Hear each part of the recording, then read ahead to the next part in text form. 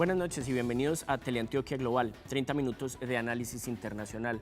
Hace 2 semanas, un poco más de 30 reclusos murieron en una cárcel de Venezuela luego de que hicieran protestas sobre la corrupción y el hacinamiento. El hecho ha generado de nuevo, una vez más, un análisis sobre lo que está ocurriendo en las cárceles de América Latina. El tema de la corrupción, la muerte y el hacinamiento son frecuentes en países como Brasil, Colombia, El Salvador, Perú o Guatemala. ¿Qué está pasando en nuestro hemisferio? ¿Cuáles son las situaciones de las que hoy se quejan no solo los reclusos, sino también sus familiares? Eso es lo que vamos a ver hoy aquí en Teleantioquia Global.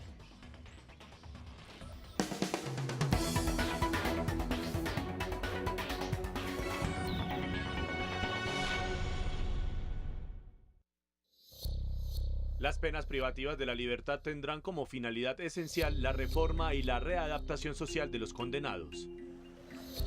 Con ese objetivo, los estados privan de la libertad a los ciudadanos que violan el orden jurídico. Sin embargo, el cumplimiento de dicho fin está cada vez más lejos en las descontroladas cárceles de América Latina.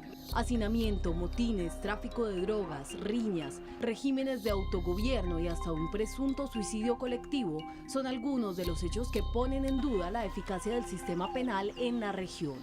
El hacinamiento es la principal razón por la que las cárceles de América Latina son incontrolables para las autoridades. Según datos de la Federación Iberoamericana de Defensores del Pueblo, la sobrepoblación carcelaria va desde el 30% en algunos penales hasta el 300% en los peores casos. Del exceso de reclusos se desprenden problemas de salud e inseguridad. Por ejemplo, en Colombia, donde el hacinamiento oscila entre el 20 y el 200%, los presos duermen en canchas, pasillos y hasta en baños. Los patios diseñados para albergar 200 internos son ocupados hasta por 1.200 y custodiados solo por 2 guardianes sin capacidad de reacción ante riñas o azonadas, como quedó demostrado en el motín que generó un fatal incendio en la cárcel Modelo de Barranquilla a comienzos de 2014, cuando fallecieron 17 internos. Según la CIDH, Brasil es un ejemplo del caos del sistema de salud en los centros de reclusión, pues además de que el país no cuenta con los médicos suficientes para atender a los más de 548.000 reclusos, al interior de las cárceles existen carteles de presos o funcionarios carcelarios que cobran por el acceso a los servicios. Así, obtener una cita médica o medicamentos se convierte en un beneficio al que solo acceden quienes tienen dinero. Pero no solo el derecho a la salud está extorsionado en las cárceles de América Latina, pues en muchas de ellas los presos deben pagar hasta por el derecho más básico, el tener un lugar donde dormir, debido a los sistemas de autogobierno impuestos por los presos ante la incapacidad del Estado de controlar los penales. El caso de El Salvador sobresale por el control total que ejercen los grupos criminales al interior de los centros de reclusión. Un informe de 2011 asegura que en San Pedro Sula la policía no ingresa a los patios dominados por un cacique que cobra por todos los servicios y organiza el tráfico de droga. La cárcel es una extensión del dominio criminal. En Venezuela, el gobierno de los presos permite que los líderes de los patios organicen duelos con cuchillos entre los reclusos que tienen problemas, una práctica conocida como el Coliseo, popular sobre todo en la cárcel de Uribana, la misma donde 13 presos fallecieron y 145 resultaron intoxicados al ingerir medicamentos como parte de una protesta contra las directivas del centro. El panorama de caos es común en la mayoría de países del continente, mientras que en Estados Unidos, el país con mayor número de presos en el mundo con 2.29 millones, la preocupación no es el caos, sino las restricciones excesivas a la vida de los reclusos y el uso de la tortura para obtener declaraciones. Bueno, esto que acabamos de ver es el dolor de cabeza de las cárceles en América Latina que lleva muchos años. Hoy nos acompaña el profesor Juan David Posada, profesor de la Universidad de Antioquia y además doctor en Derecho. Profesor, muchas gracias por acompañarnos esta noche en Teleantioquia Global. Muchísimas gracias por invitarme, David, a hablar de esos temas que son los que me apasionan, que son los que trabajo. Profesor, ve uno estas imágenes, que son además imágenes repetitivas, año tras año, incluso podríamos decir que mes tras mes. Vemos que una cárcel en América Latina tiene un problema grave que resulta en más de una decena de muertos, muchas veces mucho más que esto. ¿Qué pasa? ¿Por qué América Latina tiene esas características? ¿Pocas cárceles o muchos delincuentes o ambas o corrupción o un sistema legal que no funciona? ¿Qué es lo que está pasando y qué ha pasado durante tanto tiempo y por qué no se ven avances en esta situación? Pensaría que tiene que ver con una sociedad que quiere solucionar todos sus problemas con el uso de la prisión.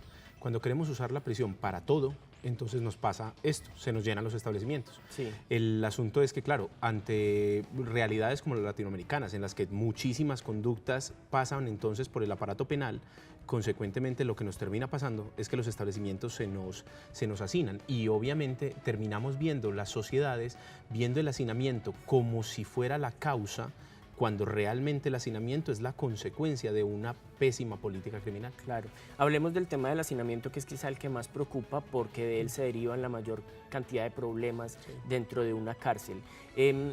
¿Qué se hace para tratar de limitar lo que se está dando en cárceles en toda América Latina? La cantidad de gente que hay es un problema del sistema en su distribución en las cárceles, falta de construcción de cárceles, ¿o cómo lo explicaría usted también? Pues mira, siempre que se ha visto ese problema y que se ha querido que sea la misma, digamos, las administraciones penitenciarias o en todo caso el aparato penitenciario el que solucione el problema, entonces nos encontramos con que la solución fuera construir más. El problema de la construcción de más establecimientos es que, contrario a lo que parece, y es un hecho simplemente, digamos, a través de la historia demostrado, si tú construyes más establecimientos, lo único que haces es que los llenas y generas hacinamiento, no solo en el que ya tenías, sino que generas hacinamiento en el nuevo. Y esto es algo que las sociedades, digamos, difícilmente se quieren enfrentar a ver, porque claro, hoy tenemos el problema, entonces lo primero que nos puede pasar por la cabeza es construyamos más. Sí, construimos más y simplemente se nos llenan, insisto, porque el problema, por supuesto, el hacinamiento es un problema, es un generador de otros conflictos. Ya lo dijo muy bien la Corte, por ejemplo, desde el año 98, en una sentencia que fue la T-153 del 98. Si alguien quiere conocer cómo eran las prisiones en esa época, léase esa sentencia. Pero si quiere conocer cómo son las prisiones hoy, léase esa sentencia. Sí, léase la T-153 del 98. No ha cambiado. Salvo para empeorar. Y no, con esto no quiero ser injusto con algo. La administración penitenciaria, por supuesto, que hace un esfuerzo enorme para trabajar. Yo conozco a muchas personas allí haciendo un gran trabajo y haciendo un esfuerzo enorme por buscar solucionar con las herramientas que tienen.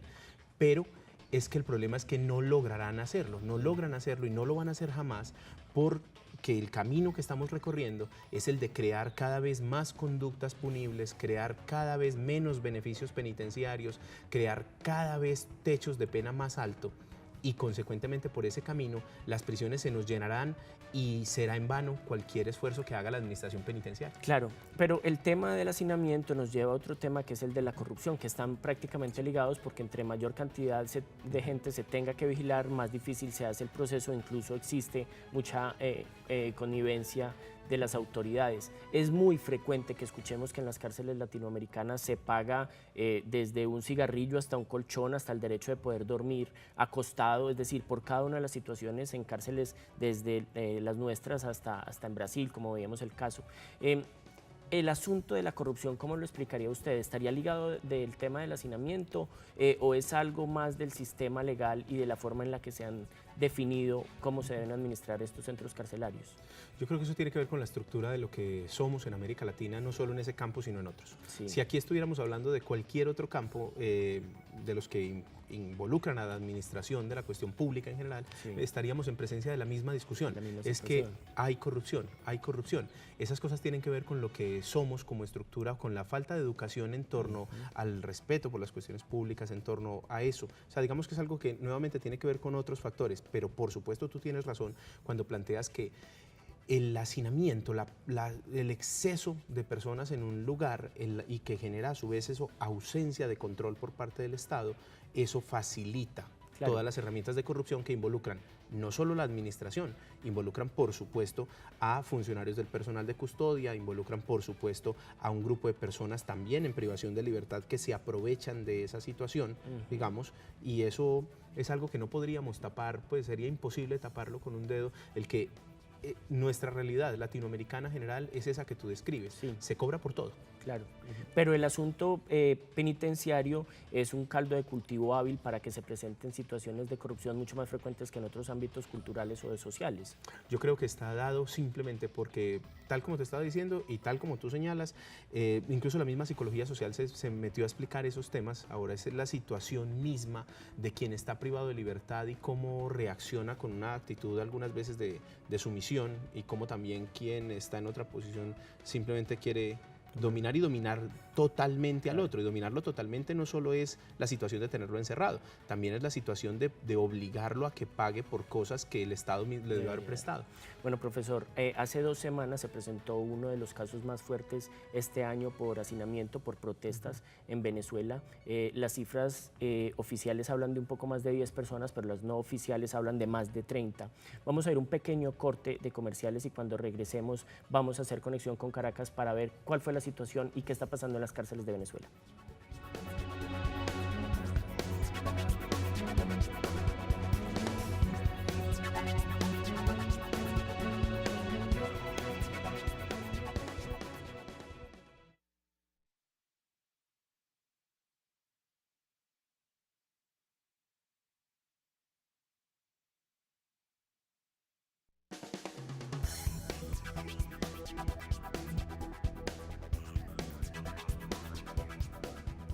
Bueno, estamos aquí en Teleantioquia Global hablando de la situación de las cárceles en América Latina y vamos a contactarnos con Caracas a propósito de lo que sucedió hace 2 semanas en una cárcel donde murieron más de 30 personas, según cifras no oficiales. Nos acompaña el abogado Humberto Prado, director de la organización no gubernamental Observatorio Venezolano de Prisiones. Humberto, muchas gracias por acompañarnos esta noche en Teleantioquia Global.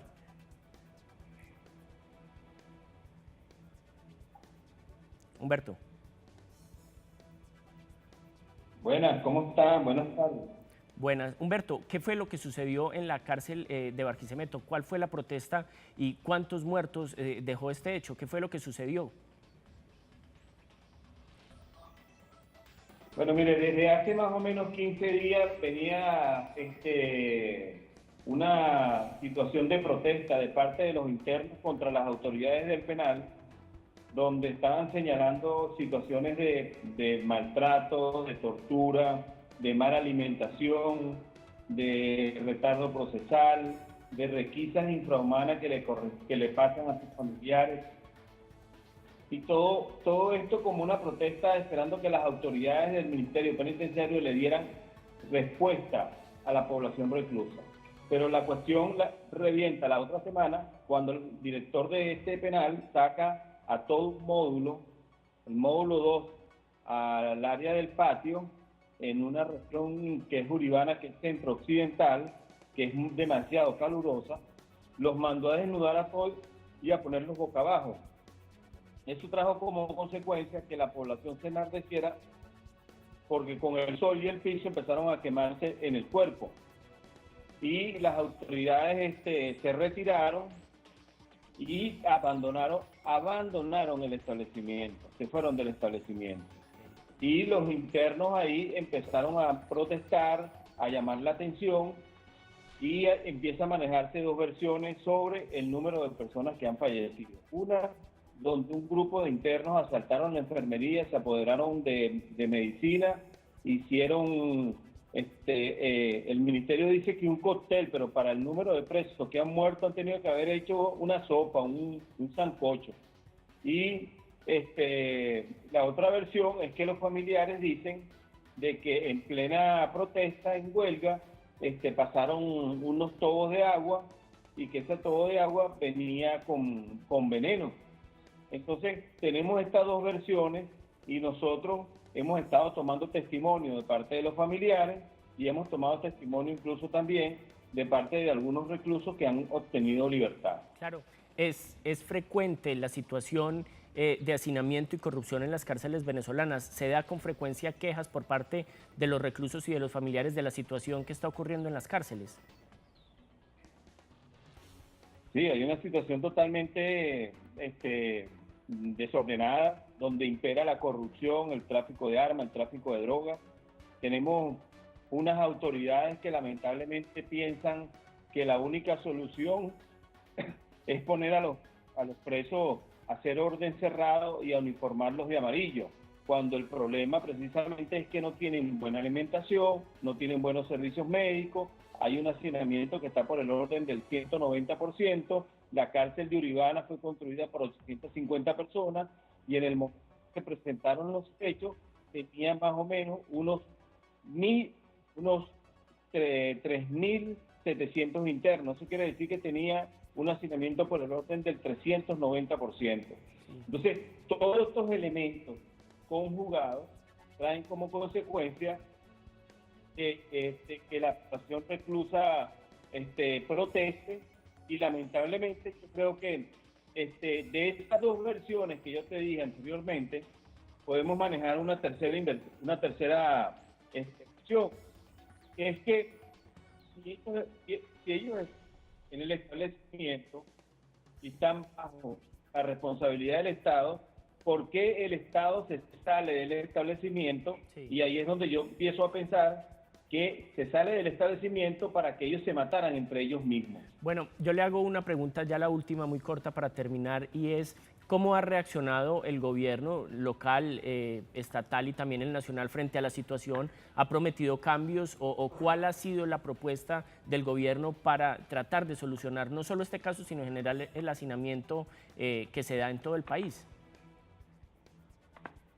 Bueno, mire, yo creo que hay una cosa muy clara, que son los mecanismos internacionales, y ahorita el Comité contra la Tortura de Naciones Unidas acaba de emitir su informe sobre la evaluación que le hizo a Venezuela, y en el tema de cárceles, simplemente de lo que yo pude leer, incluso lo califican algunos expertos de un desastre. Sí. Además de ello, ante la situación real que nosotros tenemos, lamentablemente, el Ministerio de Asuntos Penitenciarios no tiene expertos, y lamentablemente con personas que sean leales a un partido político o que sean leales a un gobierno de turno, usted no va a solucionar un problema tan grave como el que tenemos nosotros en Venezuela. Eso se soluciona con técnicos única y exclusivamente.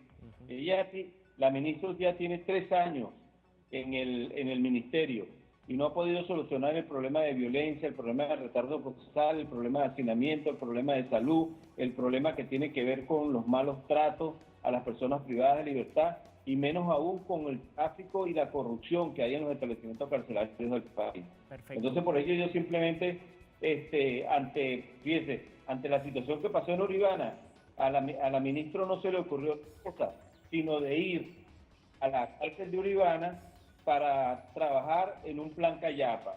Oye, si acaban de morir ahorita hasta los momentos que yo estoy hablando contigo, y hay otros que están hospitalizados, Claro. 41 venezolanos.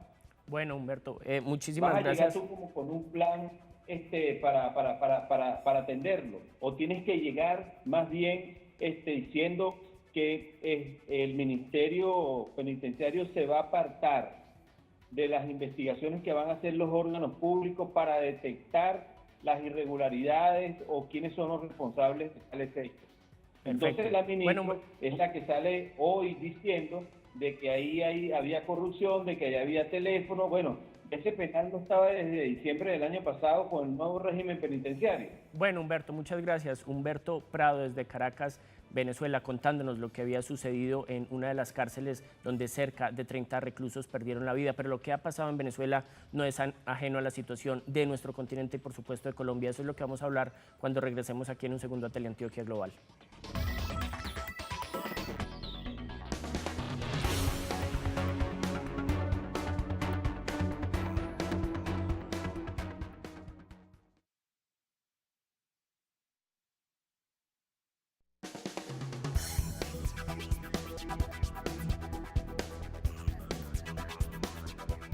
Bueno, profesor, veíamos lo de Venezuela, pero lo de Venezuela no es un asunto aislado. Lo vemos casi que en todos los países de América Latina sin excepción.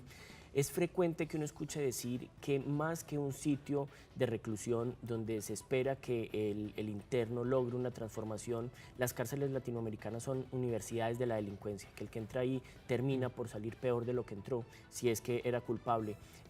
Eso se escucha con frecuencia, ¿es cierto?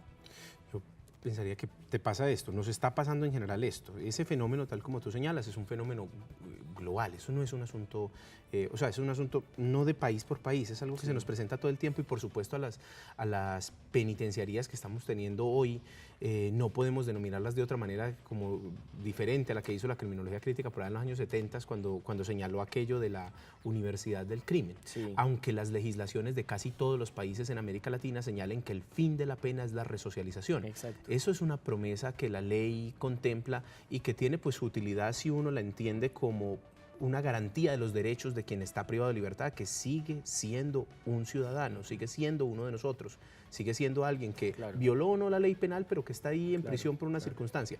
Si entendemos eso así, pues la ley sigue ordenando que eso pase. Otra cosa es nuestras realidades, otra cosa es si nuestras prisiones realmente son un espacio para buscar la resocialización o son, como lo hemos visto y como lo señalaba ahora justamente este abogado allí venezolano, que nos señala entonces que tenemos unos espacios de corrupción, unos espacios de no solución, unos espacios en los que el aparato político no logra solucionar, ¿cierto? Quizás es eso lo que tenemos en manos. Bueno, y entonces el tema colombiano vemos que no dista mucho. Además, Colombia aparece siempre entre los países con mayor dificultad en el tema no solo de la corrupción, sino sobre todo del hacinamiento. Veíamos el caso de Barranquilla, casos en otras cárceles en Los Llanos, en Boyacá. ¿Se ha avanzado en Colombia en los últimos años o cuál es la situación colombiana? ¿Ha crecido el número además de reclusos en los últimos años? Nosotros si tomamos, por ejemplo, una fecha, partamos, por ejemplo, con la Constitución del 91, que supone que las constituciones generan unos cambios estructurales en las sociedades. Para ese momento, Colombia tenía una población aproximada de unas 31.000 personas en privación de libertad. 30.000 y algo. Y esa población era 14.000 en detención preventiva y unos 15.000 condenados. Esa era toda la población en el año 91. De ahí en adelante, obviamente, la Constitución permitió, por ejemplo, la existencia de la acción de tutela. Empezaron a presentarse tutelas que lograron evidenciar problemas penitenciarios muy severos. Sí.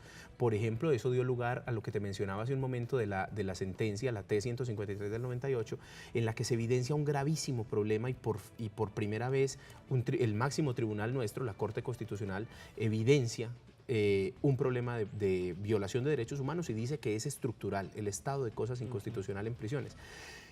Pero si nos ponemos a mirar de ahí a hoy, ¿qué tenemos? Pues resulta que encontramos que hoy tenemos 117.000 personas privadas de libertad, un poco más de 117.000, y sin embargo no debemos perder de vista este dato. Esa cifra es la cifra del INPEC, que es una institución que tiene muy organizados sus datos, pero no es la cifra completa. En Colombia nadie sabe cuál es la cifra de privación de libertad. Increíble. Nadie sabe cuántas personas hay en cárceles departamentales, en cárceles municipales, cuántas personas tiene privadas de libertad que son miembros pues, de las Fuerzas Armadas, por ejemplo, cuántas personas tiene el Ejército, la Policía, que tiene sus propios centros de privación de libertad, cuántas personas hay en los sistemas particulares, o sea, en aquellos que se conocen popularmente como la casa cárcel, la cárcel de conductores y eso. Todos esos sistemas están por fuera. Entonces, imagínate cuántas personas podemos tener realmente privadas de libertad y cómo será nuestro índice de hacinamiento real. Bueno, y de forma muy concreta, ya para cerrar, ¿hay esperanzas en los años que se viene a mejorar la situación penitenciaria?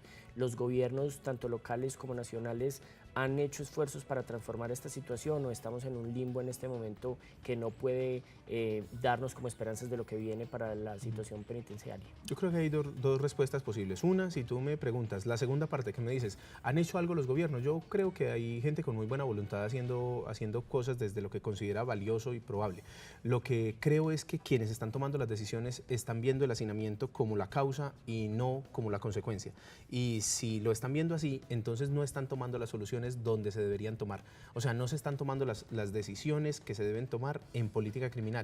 O sea, en evitar que existan más conductas punibles, en evitar que desaparezcan beneficios penitenciarios como han estado desapareciendo en los últimos años, en lograr que los techos de las penas no sean esa brutalidad que tenemos hoy de penas de hasta 60 años sin beneficios.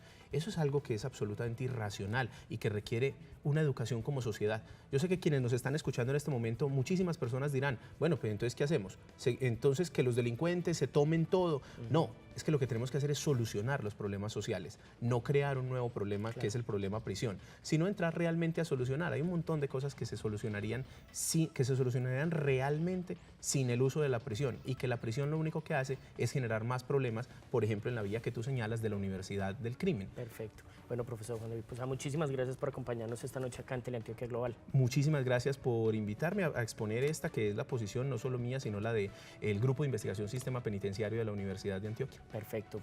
Bueno, esto es todo por hoy aquí en Teleantioquia Global. Nosotros nos vemos dentro de 8 días aquí. Recuerden, todos los miércoles a las 9:30 de la noche, Teleantioquia Global, más análisis, mayor profundidad y nuevos invitados. Buenas noches.